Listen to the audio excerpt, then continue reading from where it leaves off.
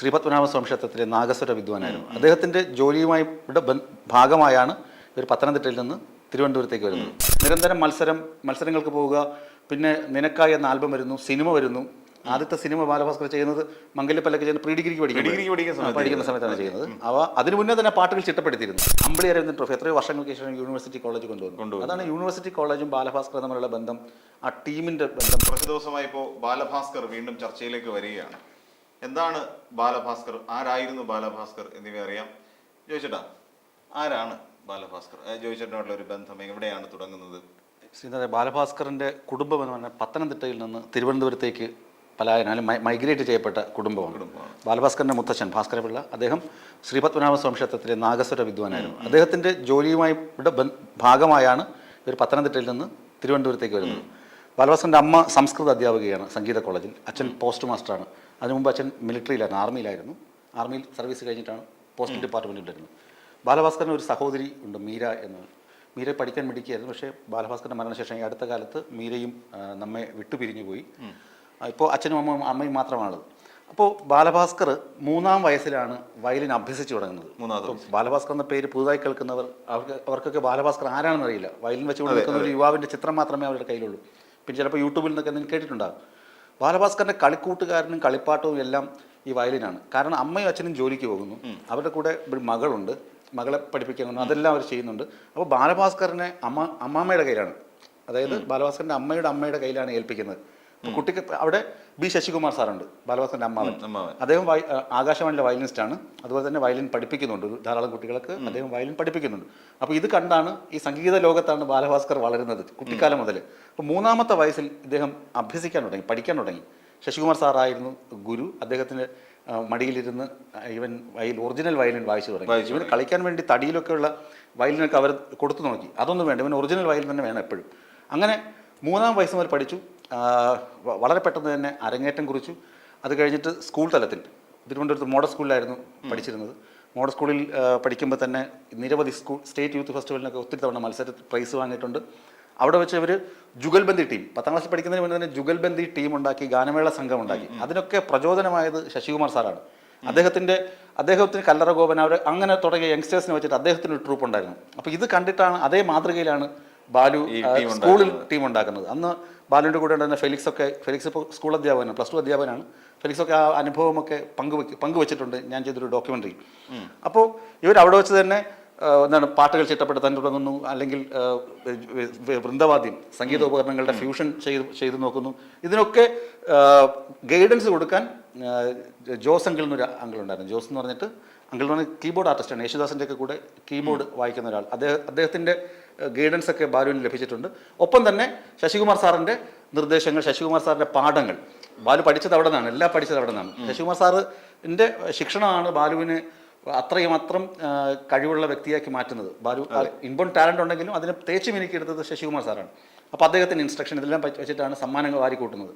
ബാലഭാസ്കറിനെ ആ കാലഘട്ടത്തിലാണ് ഞാൻ പരിചയപ്പെടുന്നത്. വളരെ യാദൃശ്ചികമായി ഞങ്ങളുടെ ഇടവക പള്ളിയിലെ സ്കൂളിൽ വയലിൻ വായിക്കാൻ വന്നപ്പോഴാണ് ബാലുവിനെ കാണുന്നതും ജസ്റ്റ് പരിചയപ്പെടുന്നത്. അത്രേ ഉള്ളൂ. അപ്പോൾ അത് എനിക്ക് ഇതിനെക്കുറിച്ച് യാതൊരു ധാരണയില്ല.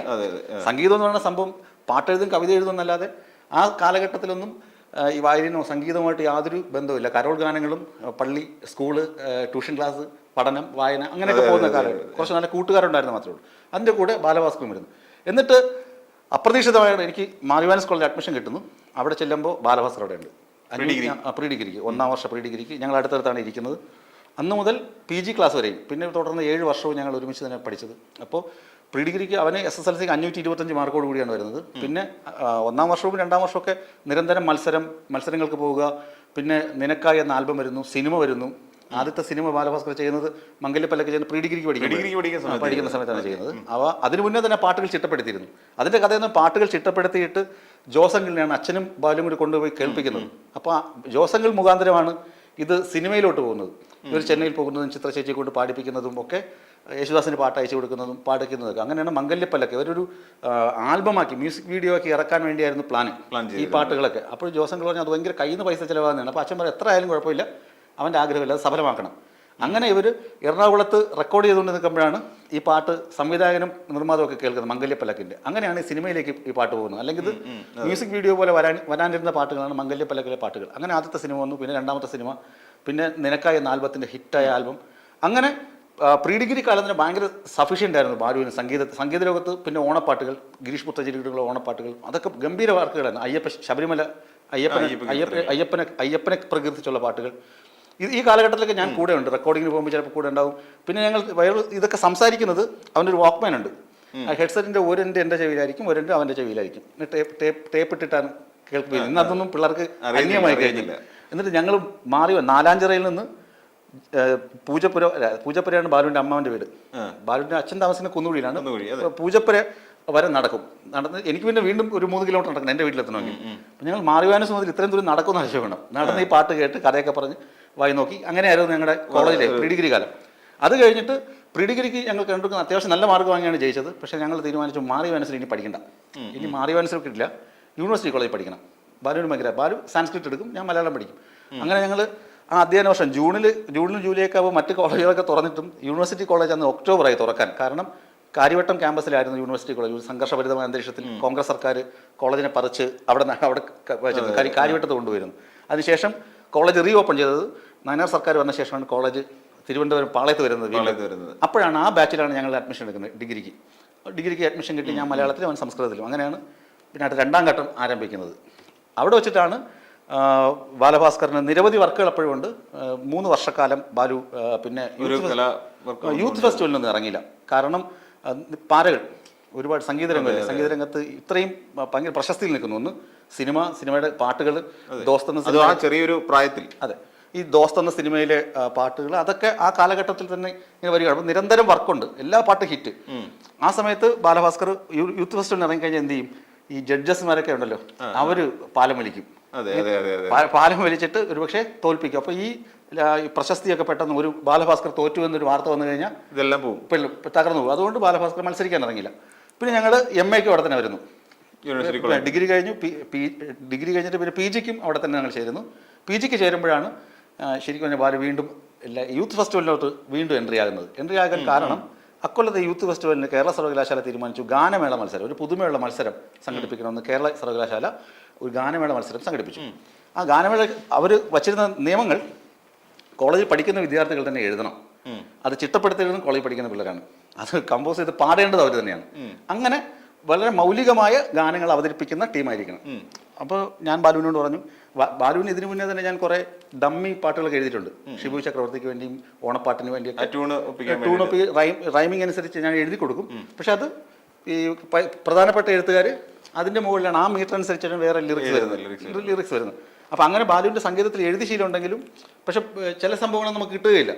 അപ്പോൾ ഞാൻ ബാലിനോട് ചോദിച്ചിട്ടാ ഒരു നേരിട്ടൊരു അവസരം കിട്ടുമോ പാട്ട് എഴുതാൻ. അപ്പോൾ അവൻ പറഞ്ഞു, നീ വേറെ എന്തെങ്കിലും അച്ചീവ്മെന്റ് വന്നു കഴിഞ്ഞാൽ, നീ ഒരു സീരിയലോ അല്ലെങ്കിൽ വേറെ ആരുടെയും കൂടെ ചെയ്ത് കഴിഞ്ഞാൽ എനിക്ക് നിന്നെ റെക്കമെൻഡ് ചെയ്യാൻ പറ്റും. ഇപ്പം നിനക്കൊന്നും ഇല്ലല്ലോ. നീ ഇപ്പോൾ പുസ്തകം 10ാം ക്ലാസ്സിൽ പഠിക്കുമ്പോൾ ഒരു പുസ്തകം എഴുതിയിട്ടുണ്ടെന്നല്ലാതെ വേറെ യാതൊന്നും ഞാൻ ചെയ്തിട്ടില്ല. അപ്പോൾ ആ സമയത്ത് എനിക്കൊരു സീരിയൽ വന്നായിരുന്നു, സ്പർശം എന്നൊരു സീരിയൽ. അപ്പോൾ അതിന് ഞാൻ പാട്ട് എഴുതി. അപ്പോൾ അതൊക്കെ ഉണ്ട്. അപ്പോൾ ഇനി അടുത്തെന്തെങ്കിലും വരികയാണെങ്കിൽ നമുക്ക് ഒരുമിച്ച് ചെയ്യാമെന്ന് പറഞ്ഞ് നിൽക്കുകയാണ്. അപ്പോഴാണ് ഈ ഗാനമേള മത്സരം വരുന്നത്. അപ്പോൾ ഞാൻ പറഞ്ഞു, ബാലു നമുക്കിത് ഒരുമിച്ച് ഷൈൻ ചെയ്യാൻ പറ്റുന്ന സമയമാണ്, നമുക്ക് ചെയ്യാമെന്ന് പറഞ്ഞു. അങ്ങനെ ബാലു യൂത്ത് ഫെസ്റ്റിവലിന് സമ്മതിക്കുന്നു. കാരണം ഗാനമേള അവൻ സംഗീതം ചെയ്താൽ അവൻ അറിയാൻ പ്രൈസ് കിട്ടുന്നു. വേറെ കോളേജിൽ നിന്ന് ആ ടാലന്റ് ഇല്ല. പിന്നെ അന്നത്തെ മത്സരത്തിനാണ് ഞങ്ങൾ ആരുന്നി എന്നോമല എന്നൊരു ഹിറ്റായ പാട്ട്, പിന്നെ നയസമാനയ്ക്ക് ഗാനം, ഹിന്ദി മലയാളം മിക്സ്. അത് അതിനുശേഷമാണ് മില്ലേനിയം ഇയർ അങ്ങനെ ഒരു സിനിമ വന്നല്ലോ ബിജു മേനോന്റെ. അതിനകത്ത് പിന്നെ ഒരു മില്ലേനിയം സ്റ്റാർ, അതിനകത്ത് ഹിന്ദി മലയാളം മിക്സ് വന്നിട്ടുണ്ട്. അതിന് മുന്നേ തന്നെ ഞങ്ങൾ ചെയ്തു. പിന്നെ അവിയൽ എന്ന പാട്ട് ഞങ്ങൾ ചെയ്തു. കുറേ പാട്ടെല്ലാം ആ സമയത്താണ് ചെയ്തത്, റെക്കോർഡ് ചെയ്തതൊക്കെ.